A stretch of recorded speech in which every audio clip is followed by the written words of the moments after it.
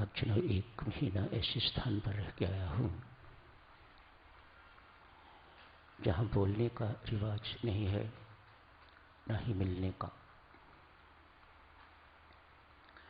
सत्संग की समाप्ति के बाद एक स्थान पर मुझे खड़ा कर दिया जाता है और आगे से सभी साधक राम राम जपते हुए निकलते जाते हैं।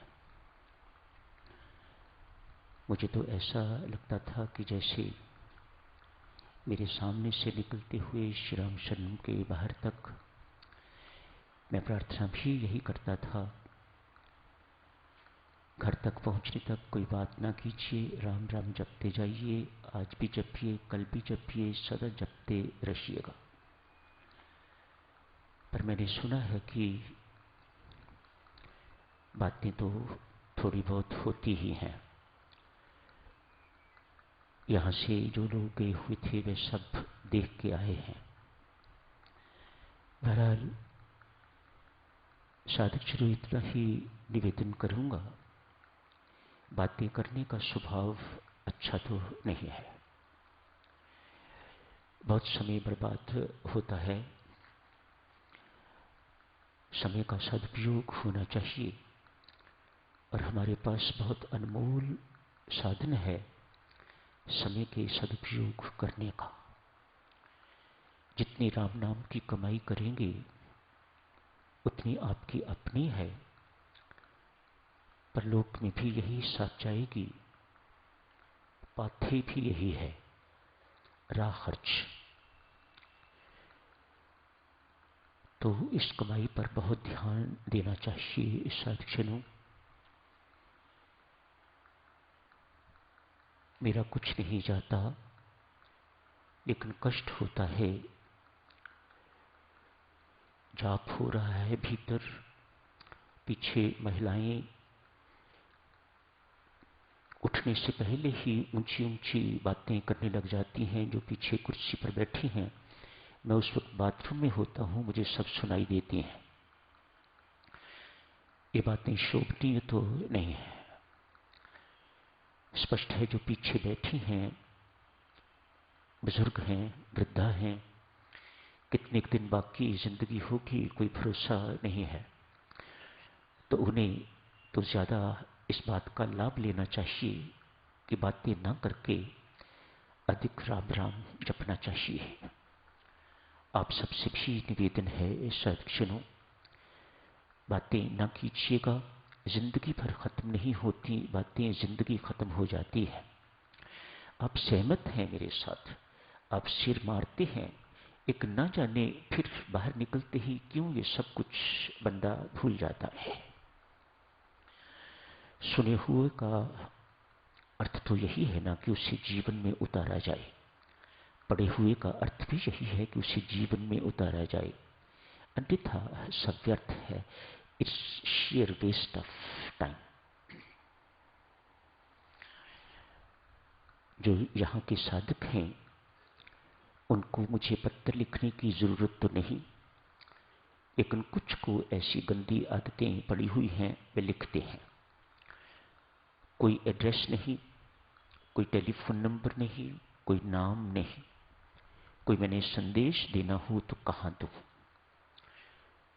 कोई मैंने पत्र पर कुछ लिख के भेजना हो तो कहाँ भेजूं।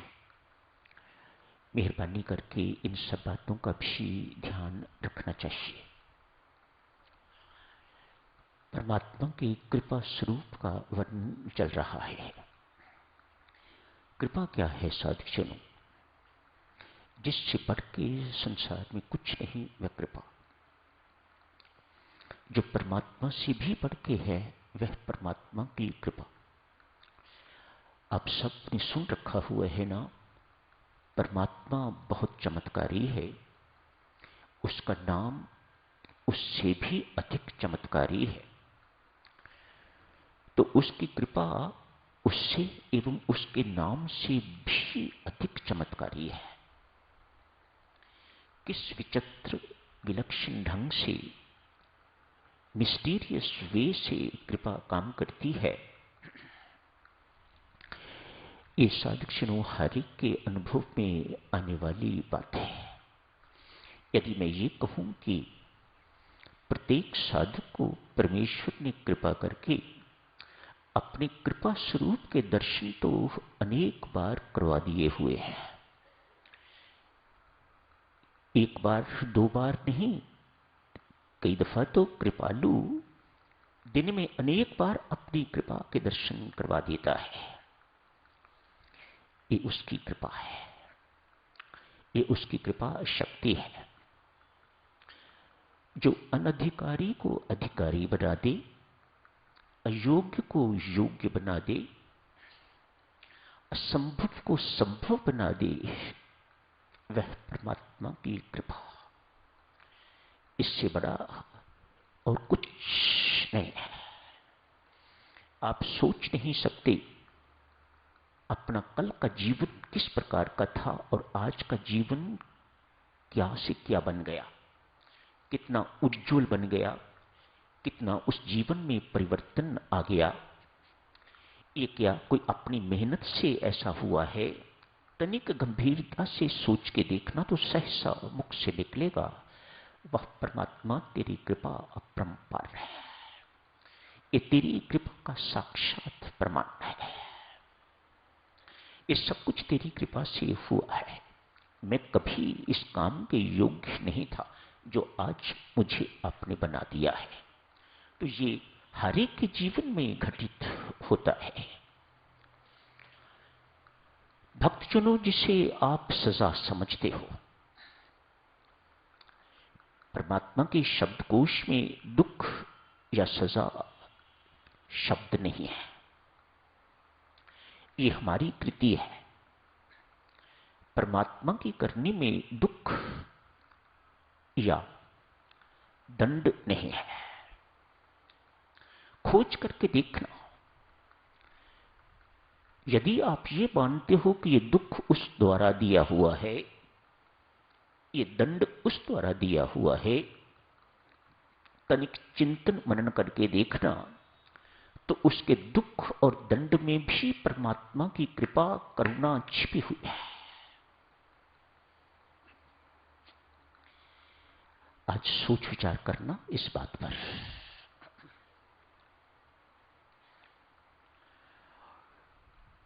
कमाई करो साधकजनों,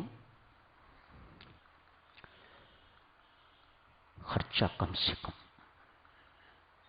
तो कमाई माता जमा होती जाएगी, साथ कुछ ले जाने योग्य हो जाएगा। जैसे एक साहूकार है, ये तो सामान्य कमाई की अर्ज आपसे कर रहा हूं। एक साहूकार है, ढेर सारी दिन को कमाई हुई, रात घर जाते तक बहुत कम रह गई या बिल्कुल ही खत्म हो गई। क्यों? रास्ते में शराब का ठेका आता है, रास्ते में कोई ऐसी जगह आती है जहां उसके जुआरी मित्र बैठे हुए हैं। घर पहुंचने तक वह खाली हाथ जाता है। ये तो भौतिक कमाई की बात है। और भी अनेक साधन हैं। कमाई तो बहुत है, लेकिन बच्चे के जन्मदिन पर सब लुटा दी जाती है तो खाली। पुत्री के विवाह पर, पुत्र के विवाह पर ढेरों लुटा दिए जाते हैं। फिर बेईमानी करके, झूठ बोल के, रिश्वत दे के, रिश्वत लेके तो उस कमाई को पूरा करना पड़ता है। ये संसार है। ये तो जो भौतिक कमाई है उसकी बात है। जो हमारी अलौकिक कमाई है साधकजनों, नाम की कमाई है, जो इसका खर्चा क्या है, ये कहां खर्च होती है, ये कहां नष्ट होती है। बहुत कुछ आपकी सेवा में न कह के एक ही शब्द आपकी सेवा में अर्ज करूंगा। यदि इसे याद रख सको तो आपको कोई तर्क वितर्क करने की, कोई वाद विवाद करने की जरूरत बिल्कुल नहीं पड़ेगी। हर चीज घुमा के वहीं आएगी, और वो है हमारी सारी की सारी अलौकिक कमाई, नाम की कमाई, सत्कर्मों की कमाई, सत्संगति की कमाई, जो भी यहां से हम करके जाते हैं, ये सारी की सारी हमारी इच्छाएं लूट लेती हैं। कामना हमारी, शरीर रोगी है तो कामना है कि ये स्वस्थ हो जाए। दवाई से फर्क नहीं पड़ता तो आशीर्वाद देने वालों को ढूंढते हैं, उनसे फर्क नहीं पड़ता तो और जगहों पर जाते हैं, भटकते हैं। तो ये आपकी कमाई लुट रही है। इसका अर्थ ये ना समझिएगा कि श्रुतियां ये कहती हैं कि आपको रोग हुआ है तो उसका इलाज नहीं करवाना, करवाइएगा। जरूर श्रुतियों के शब्द हैं, इलाज करवाइएगा, जरूर करवाइएगा, लेकिन परमेश्वर से क्या मांगना है? परमेश्वर तेरी कृपा से मेरा घोरतम कर्म कट रहा है। सत्य है ये झूठ नहीं है, ये सत्य है। इसलिए जो इस सत्य का पालन करता है, तेरी कृपा से परमात्मा मेरा एक घोर पाप कर्म कट रहा है, मैं इलाज करवा रहा हूं, उसके बावजूद भी रोग ठीक नहीं हो रहा, तो परमेश्वर आपसे हाथ जोड़ के विनती है, मुझे सहन करने का बल दे। तेरी कृपा के बिना कोई अपने कर्मों का भोग नहीं सकता। किसी में हिम्मत नहीं है, किसी माई के लाल में इतना बल नहीं है कि वे अपने किए हुए कर्मों का फल भोग सके, यदि परमात्मा उसे बल न दे। तो ये बल मांगने की आवश्यकता है परमात्मा से। परमात्मा ऐसा बल दे मुझे रोग ठीक हो या नहीं हो, मुझे इस बात की परवाह नहीं है, पर रोग की जो पीड़ा है, रोग का जो खर्चा है, इत्यादि इत्यादि जो कुछ भी है, इसे सहन करने का बल दे। तो बात यहीं खत्म नहीं होती। श्रुतियां कहती हैं परमात्मा आपके इस भोग को, जो आपने इस तरह से भोग किया है, उसे तपस्या मानता है, ये तपस्या कर रहा है। सोचिए कितना अंतर है। याद रखना दिव्य सत्यों में तो सिर्फ एक रोग की उदाहरण आपकी सेवा में रखी है, ऐसे खर्चे तो अनेक हैं। अपने ही रोग की बात नहीं, पुत्र का रोग, पति का रोग, परिवार का रोग, मायके वालों का रोग, ससुराल वालों का रोग, ये तो रोगों की बात हो गई। संतान नहीं है, उसकी प्राप्ति की इच्छा, प्रमोशन रुकी हुई है, आगे बढ़ने की इच्छा, मेरे पुत्र विदेश जाएं, ये इच्छा, ये करें वो करें, मानो इच्छाओं का कोई अंत ही नहीं है। देवी ये सब के सब खर्चे हैं, आप इसे मानो या ना मानो। इतनी लंबी लंबी माला राम नाम की फेरने के बावजूद भी हम कंगाल, इन्हीं कामनाओं के कारण, इन्हीं इच्छाओं के कारण। चर्चा चल रही थी उस युवक की, 20-25 साल की जिसकी आयु है, सब कुछ छोड़ के तो एक निर्जन स्थान पर वृंदावन में एक सगन पेड़ के नीचे बैठा हुआ है। उस दिन अर्ज की थी, उसकी इतना त्याग, उसका ये कर्म भी परमात्मा त्याग मानता है, तो शांति की यात्रा उसकी शुरू हो गई, उसकी परमानंद की यात्रा शुरू हो गई। परमात्मा की कृपा उस पर अवतरित हो गई। वह परमात्मा की कृपा का, परमात्मा के प्यार का पात्र बन गया।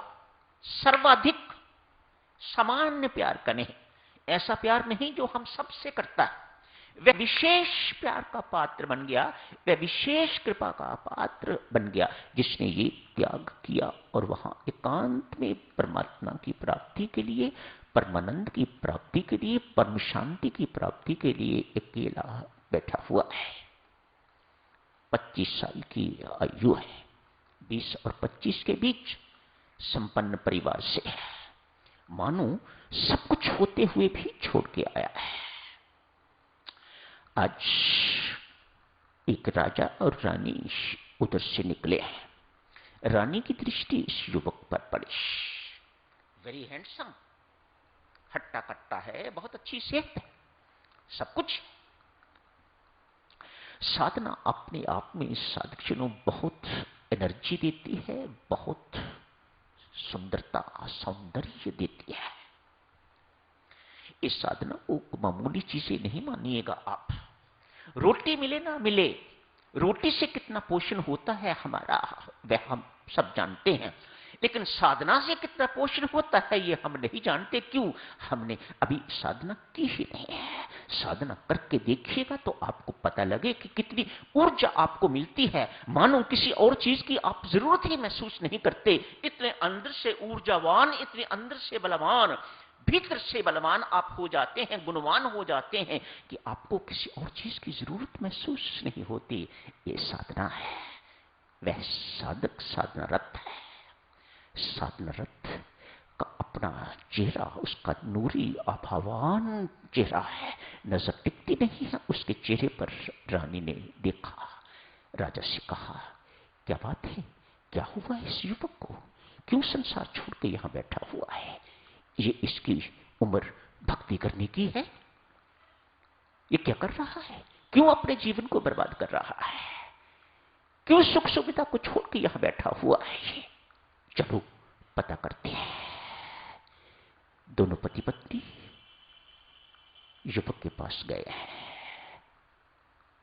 आग्रह करके युवक को राजा साहब अपने घर ले गए हैं, महल में ले गए हैं। जाके नहलाया धुलाया है, कपड़े बदलवाए हैं, कपड़े पहनवाए हैं। शायद शरीर पर कपड़ा ही कोई नहीं था, कपड़े पहनवाए हैं। मानो राजकुमार जैसा लगने लग गया है, राजा जैसा ही लगने लग गया है। कहा, युवक आज से आप यही रहोगे। परमेश्वर की कृपा क्या है, इतना बड़ा प्रलोभन, एक निर्जन स्थान से कंगाल उठा हुआ राजघराने में आ पहुंचा है। सामान्य व्यक्ति आप तो यही कहोगे ना कि परमात्मा की बड़ी कृपा है। युवक इससे एग्री नहीं करता। युवक इस चीज को मानता है, यदि व्यक्ति ऐसे प्रलोभनों में नहीं फंसता तो ये परमात्मा की वास्तविक कृपा है। समय हो गया है साथ, चलो जारी रखेंगे इस चर्चा को और आगे आज यही समाप्त करने की इजाजत दें। धन्यवाद।